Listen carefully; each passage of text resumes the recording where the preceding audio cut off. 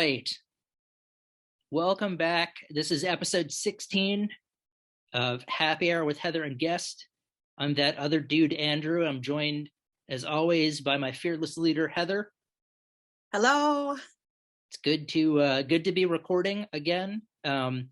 Before we start, I want to point out both of us are representing. Today, I'm rocking my Happy Hour with Heather and Guest tee. If you will it is no dream. Yep, and I'm wearing my Slow Green Thing t-shirt. Nice, yeah. So I got a Slow Green Thing. I know, we've talked about them, and I think I can confidently say they're one of our favorite bands. Oh yeah, I would jump on. I would fly. I would go to the rooftop and scream it from the rooftops. I think people should definitely check out Slow Green Thing, and they were great. They contacted us and talked to you about your lyrical interpretation. So yeah, not only are they an incredible band of musicians, but they're great people. Yes. Yes. So go check out Slow Green Thing. Pick up a T-shirt of theirs, of ours. However you want to roll. Yeah, because Bandcamp Friday is coming up, and I know Slow Green Thing has a album and t-shirt bundle, and it's at a really, really great price. I would definitely suggest checking that out on Bandcamp, and if you want to pick up something on Bandcamp Friday. Yeah, this Friday, the 4th, there's going to be Bandcamp Friday, and a bundle from Slow Green Thing sounds dynamite. So listen to Heather. She knows. Heather knows things about good doom. Yeah. If that's one of the things I've learned from you within the last couple of years of knowing you is your taste in music is dynamite. So yeah, yours is too. So I think that's why we make such a good team. Yeah, one of the reasons. Today we're gonna dip into that knowledge to talk about Spelljammer, which is another band that's gonna feature along with. We're gonna talk about a song from Lion Trip, which is another one-person band who actually contacted us about a new song they just put out. And then we'll listen to some 80s music in terms of trying to convince you to expand your horizons. So I'm excited. So shall we jump in? We've got Spelljammer. And we're sort of continuing along. Like, I feel like Magma Hammer, Spelljammer, like we're in that sort of European, doom. I want to say Spelljammer is from Norway. Sweden. Yes, and Magma Hammer is Norway. I knew I was going to mess that up. But that's why I'm glad you're there to correct me. So cool. So yeah, Spelljammer from Sweden. We listened to 2 albums. The first was Ancient of Days, which I want to say either came out in 2014 or 2016. 2015. Okay, there you go. Not even close. All right, so Ancient of Days. And this is why Heather is so value added, because I make mistakes and she can be there to correct me. So Ancient of Days, we picked Meadow to kick things off. What did you think of Meadow? We have some awesome Swedish doom here. What an incredible intro. You're enveloped by this massive wall of sound. I saw one of the comments on Bandcamp, and it was, well, this is some heavy, heavy shit. And I couldn't agree more. And we only listen to the good shit here on HHHG. You're darn tootin'. and you don't have to hit the button to This isn't going out anywhere, so you don't have to hit the button to edit that out. Not at all. Yeah, I agree with when it went. The first word that I wrote for my notes on Meadow was the word tone in all capitals with 7 exclamation points, because I felt like they have a tone. I said like something Nikola Tesla would have concocted in a laboratory. And then I just said it was so thick it was like an all syrup squishy from The Simpsons. I said the first 2 minutes is basically like someone saying, "Hey, check my tone. Listen to like you think that's big? Listen to this," and just sort of wall of sounding you, like in Crocodile Dundee when he says, "That's not a knife. This is a knife." I feel like the members of Spelljammer were like, "That's not tone. This is tone," and they just completely eclipsed. And then I said, it's like being released from a fever, like a fever dream. It's not a very complex riff that they end up playing, but it's got depth because of the tone and how massive it all is. And then I just said they're right in the groove pocket. So if that's not a phrase, I just created it, a groove. They're in a groove pocket with some psychedelic sludginess. I said the vocals, it was almost like they were being expelled from the singer, like he was going through an exorcism and like the vocals were being plucked from him. And then I said there's like a brief pause where it becomes subtle and then the tone comes back in like a dam bursting. And then I thought the song was ending and I was like, no, they're just getting reinforcements. This song's not over yet. So, because it's almost like 11 or 12 minutes. Yeah. But just really sets the stage for what you're in for. It was like I was expecting like a knife fight and someone brought a machine gun, just completely decimated what I was expecting. But great. A great jam to start with from Ancient of Days, Meadow. That was followed by From Slumber. Yeah. This song has a really cool vibe. It has some space rock elements that I really enjoyed. I love when the vocals come in, they sound like they're coming from another dimension. Then it really kicks in and it gets really heavy, doomy and heavy. The ending of the song is really cool too. The notes get softer and softer and softer and softer. And then, it just fades away, which I noticed that on their songs, they just kind of fade away and then go into the next song. Well, I would certainly agree with you, especially about the space. I think I had written an ominous guitar that sort of puts you, like what's going on. It's sort of like raises the alarm a little bit. And then I said I felt like I was in space, slowly floating along in space. Like that was the vibe I got.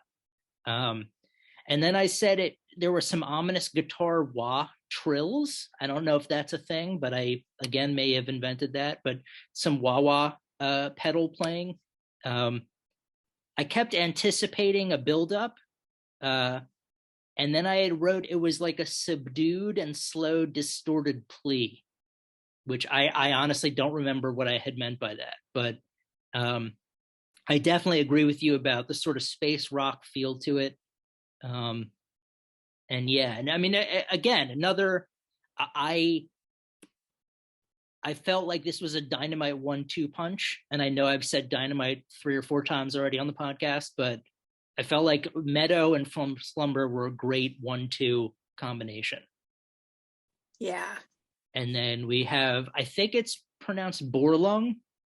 I'm not sure. That's the final track we were going to listen to off Ancient of Days. Yeah, and I like when the guitar comes in and it slowly gets louder and louder. The vocals have a lot of emotion. The song builds and builds and builds, and then it gives us a little bit of a reprieve, and then it goes all out. this whole record, this is just an amazing record. Well, I would certainly agree. I mean, I'm glad you said that, because I feel like if I had brought up that I thought it was an amazing record, since I had suggested we listen to it, I didn't want to feel like I was patting myself on the back. But yeah, I own this record too. I have it. yeah. Well, it's a great. I mean, it's a great.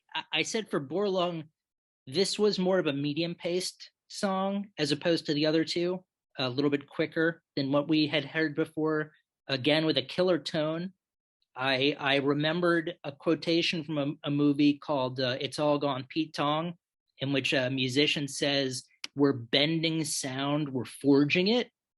That's the I got sort of the vision of like a Greek god like Hephaestus with like a hammer and tongs, actually like creating the sound in like a blacksmith's lab.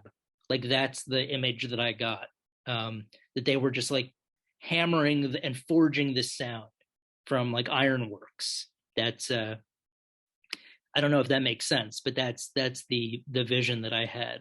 But yeah, I mean, great.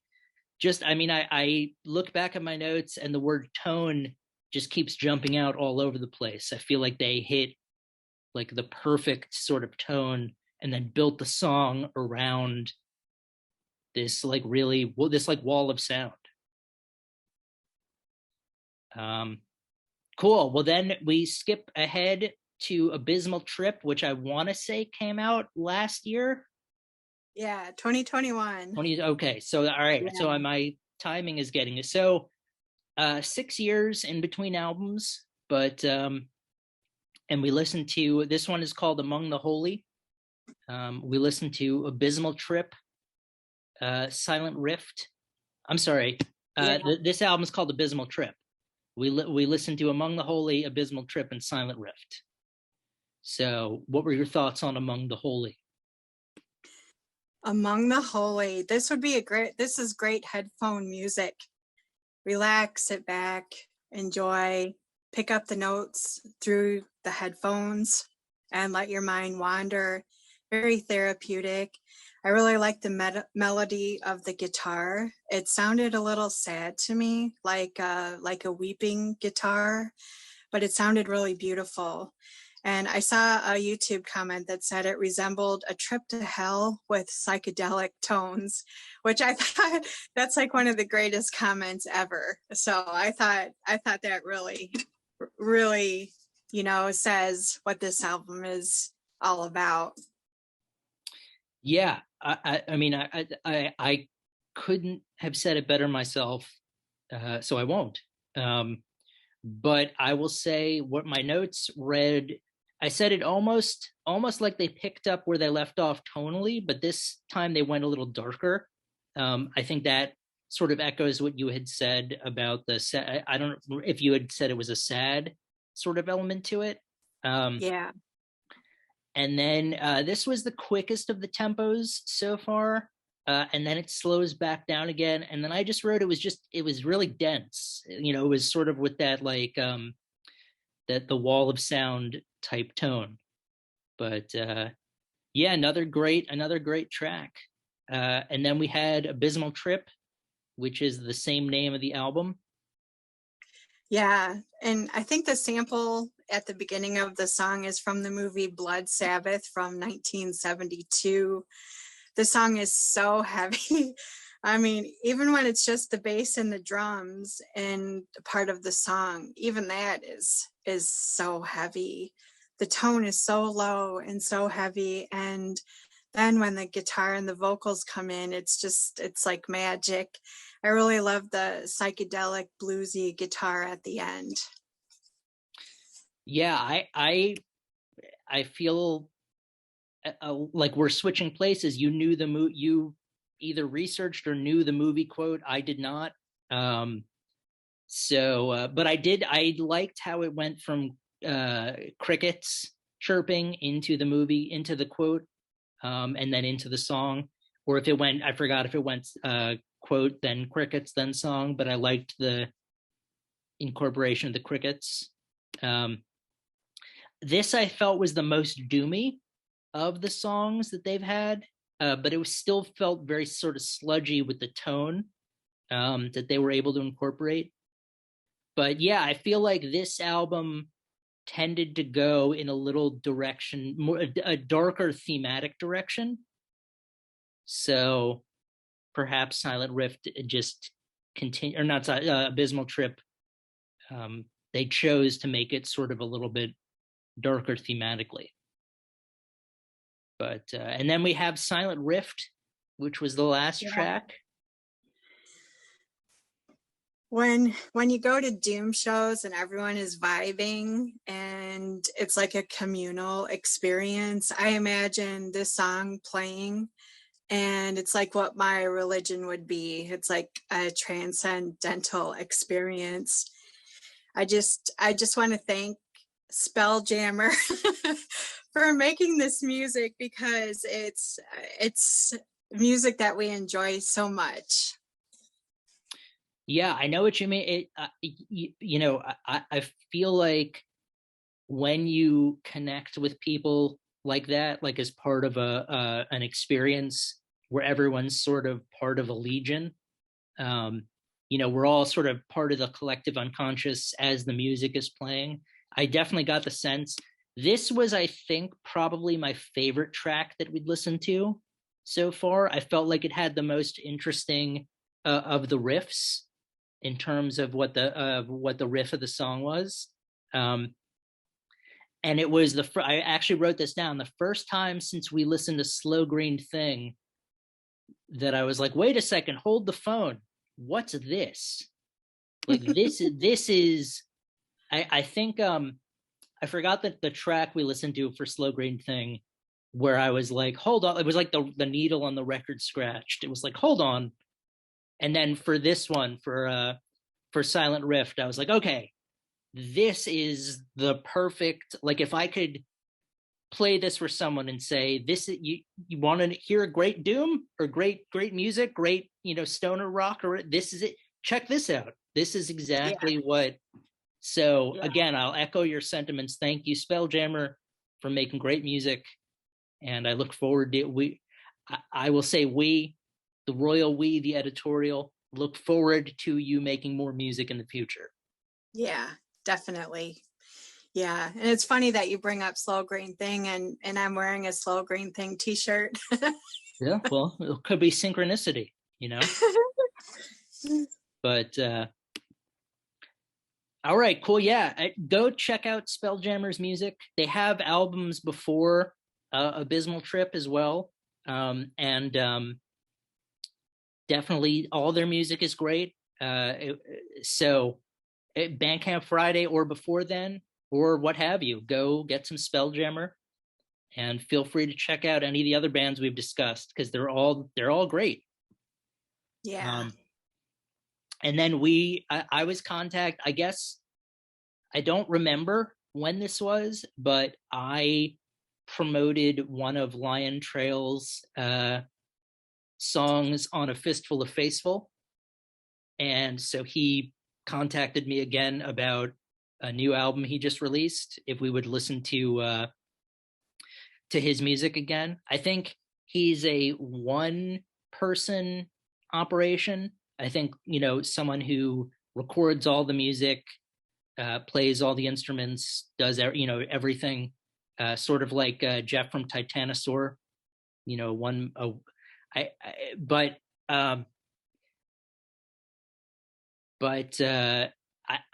don't think I can really describe the music in like one, because I think he goes across multiple genres. So this particular song I felt like was on the heavier side, but we listened to a track that was titled All in Our Mind, which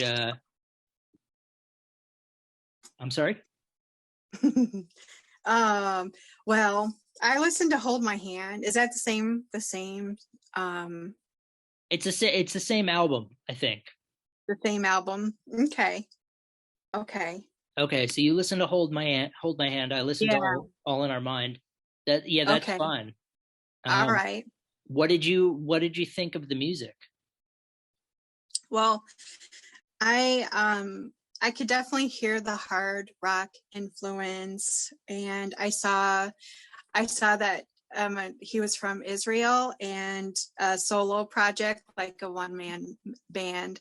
And I was going to ask you because I was going to ask if you played him on your podcast.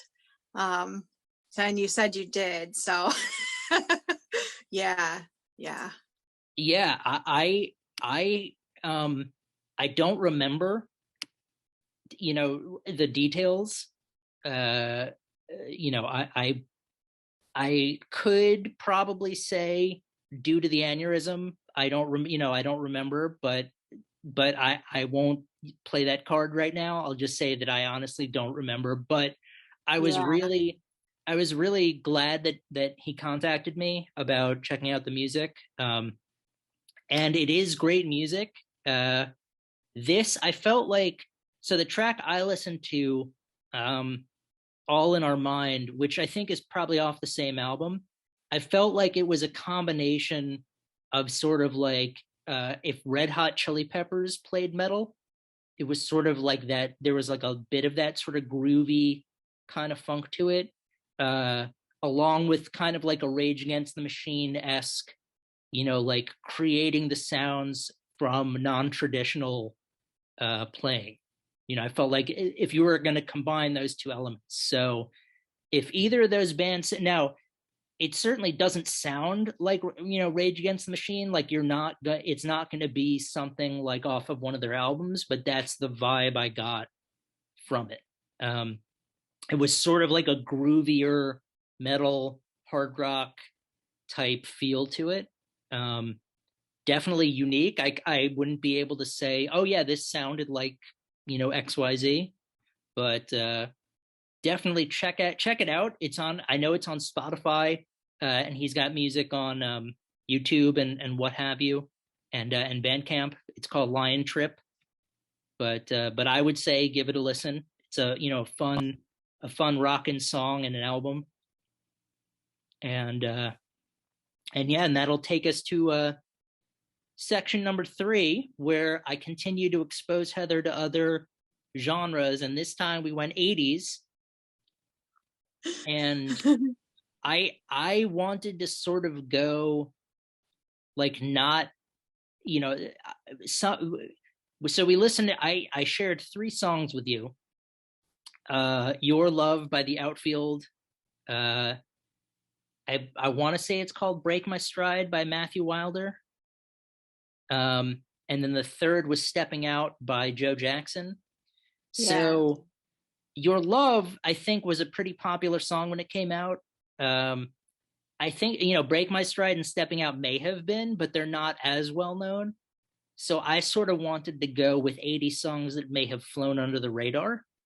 So like I didn't do Down Under by Men at Work, or other songs that you'd probably recognize. It's like, oh yeah, that's it. Or like Gary Newman's Cars, or Jesse's Girl by Rick Springfield, where you're like, oh yeah, that's an 80s song. I wanted to sort of fly under the radar a little. So I'm happy to start with whichever one you want to talk about. Stepping Out, Joe Jackson. Okay, so Stepping Out, a little history from my end before we begin on what you thought. But I remember, one of the only memories I have of growing up in the 80s, I remember listening to this song on my parents' stereo system. I don't know when the song may have come out in like 83, maybe 84. I don't honestly don't remember, but I remember listening to it. And then later on, probably for like the last 15 years, trying to find it again, wanting to recapture that moment in my youth of like, oh yeah, this is a song but I didn't know the title or who sang it. I just remember part of the chorus, but it wasn't a significant part of the chorus to be able to be, you couldn't go up to someone and say, hey, do you know the song where the guy goes, it wouldn't do it. So I remember once I was out to dinner with my brother and I thought I heard the song playing at the restaurant. And I wanted to grab a waiter and be like, can you tell me what the name of that song was? But I never did. And then I would go down the YouTube rabbit hole of like listening to 80s greatest hits compilations, hoping that I would just hear the song. And then one day, luckily, I just happened upon it. I really think that it was, serendipity or some kind of magic at work that was like, you know what, this kid suffered enough. Let's let him hear Stepping Out by Joe Jackson. So wow, this is definitely a flashback to the 80s. Oh yeah. Oh my gosh, I haven't heard this song in a long time, and I think it reminds me of the MTV days, when they played a lot of songs over and over and over again. I think this song may have been played at my prom, but that was so long ago that I honestly don't remember. But for some reason, it's like triggering like some kind of memory, like maybe it was, or it sounds like a song that would be played at proms during that time. Yeah. Well, and it definitely, like, it has that sort of 80s synthesizer, or just that sort of 80s pop song feel to it. It's not quite as synth heavy as as like Cars by Gary Newman or something like that, but it's definitely an 80s classic. Yeah. So, yeah. But yeah, no, I felt like that was worthy for so many. Just personally, I wanted to include that song because of how long I had searched for it. Yeah. All right. Yeah. Your Love, The Outfield. Okay, so that one, I was trying to come up with like a rock, like 80s rock song, and I was like, well, Jesse's Girl sort of is the epitome, but I know you've seen Boogie Nights before, and that song features prominently in probably my favorite scene in that movie. So I was like, yeah, I feel like that's been played out. Whereas your Love has the same sort of feel to it. It's like a not a power ballad, but it's like one of those Jesse's Girl type, 4-chord songs. I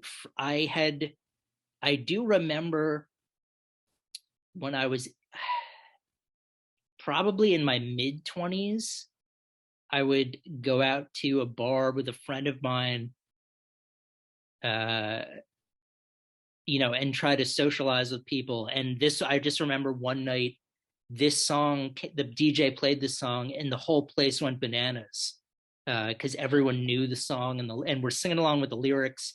And at one point, he turned the volume down for the chorus, and the whole place was just singing it. But I forgot how creepy the lyrics actually are. Like until I listened to it right before I sent it to you, I was like, huh, okay. He says the line, I like my girls a little bit older, but I just want to use your love tonight. Huh, okay. I forgot. Okay, yeah, that's right. This is a pretty creepy song. So outside of that, I like the riff, and the singer has a great voice, but obviously it's a lurid subject matter. Yeah, the first line, Josie's on a vacation far away. I mean, that's like iconic. It's like as soon as you hear that, that's just like an iconic line from a song. This song reminds me of the roller rink. When they Sure. when they weren't playing disco, they were playing this song. So yeah. There's, it's funny you mentioned that So I grew up in New York City. So I always imagined what it would have been like to grow up like in a suburb or in a, and I remember uh, a buddy of mine and I were hanging out with his then girlfriend, who I think was from the Midwest. And I think as a joke, I was like, so let me guess, a Friday night for you was you go to the 7-Eleven, you grab a sixer, and then you hang out in the parking lot of the 7-Eleven while some of your friends skateboard the curb. And she just goes, how did you know? And so when you said they used to play the song at the roller rink, I'm like, oh yeah, no, that's something people did when they didn't grow up in New York City. Like they did the roller rink, or they like went to a house party, or they, went to the Point or the Spot or whatever the local hangout was. But yeah, I mean, I hope the song at least brought back fond memories. Oh yeah, it did. Yeah, That's good. It did. That's good. And then Brick in My Stride, Matthew Wilder. Yeah, that one was like, I actually so growing up, I remember hearing that song on the radio. Like I would participate in like after school sports programs sometimes. So they'd pick us up from school and like take us to Randall's Island or Central Park or something to play like organized sports. And I remember the counselor who was driving the van, like that would be one of the songs playing on the radio, and just remember thinking like, oh, okay, that's not bad. And then after the aneurysm, when I was recovering, I would think about that song, about trying to keep like a positive attitude, like no matter what, nothing's going to break my stride, nothing's going to hold me down, I've got to keep on moving. And I just remember the song developed a new meaning. It's a classic 80s jam in terms of the sound and like the instruments, and it's got that I think it's a synthesizer sort of feel to it. But yeah, I mean, it has a special place in my heart.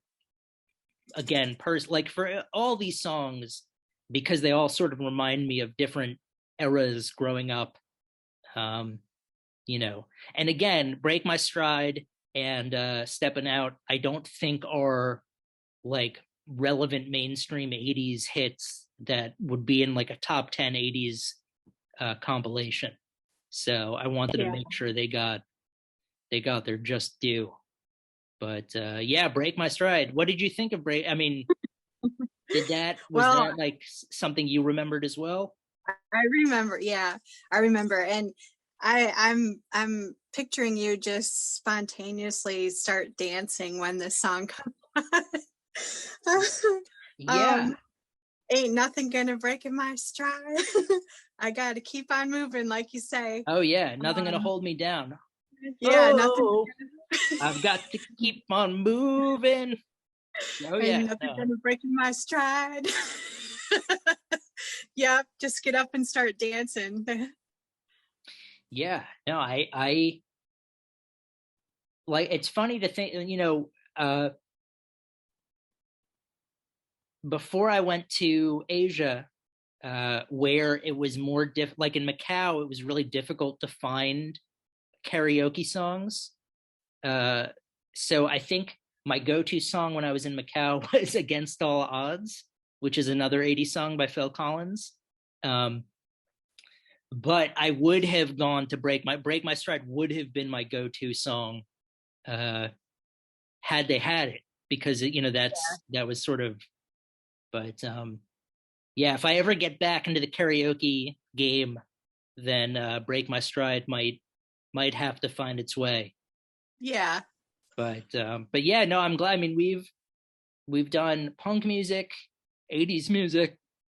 I don't feel like you're necessarily gonna suddenly buy like the Time Life 80s compilation collection now, but No, no. but you know, I like the fact that you also were familiar, like, oh yeah, I remember this song. This was you know, probably playing at, you know, Yeah. when I was in junior high or whatever.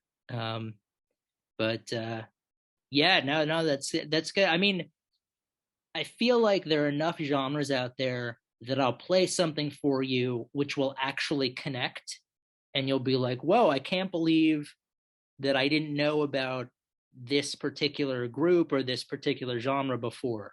Um, 80s was not going to be that, but it sort of needed to be addressed.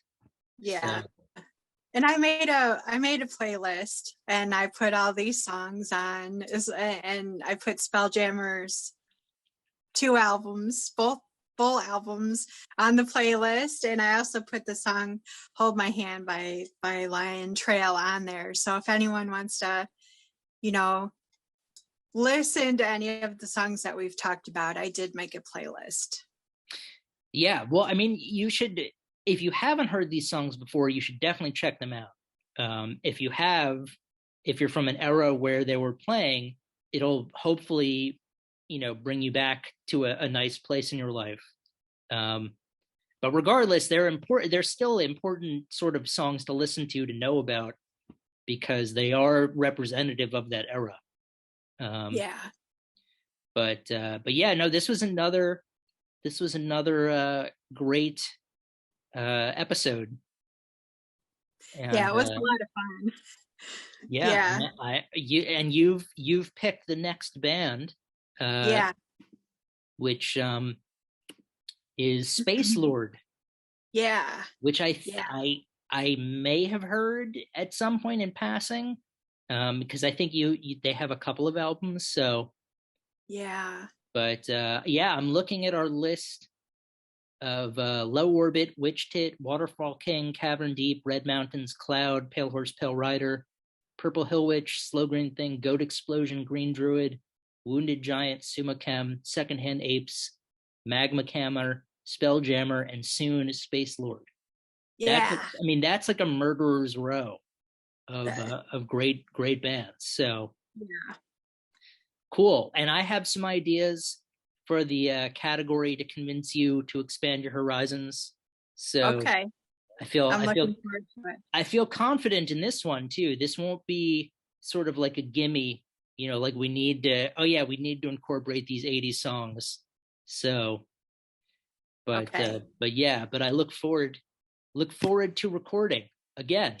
Yeah. But Yeah.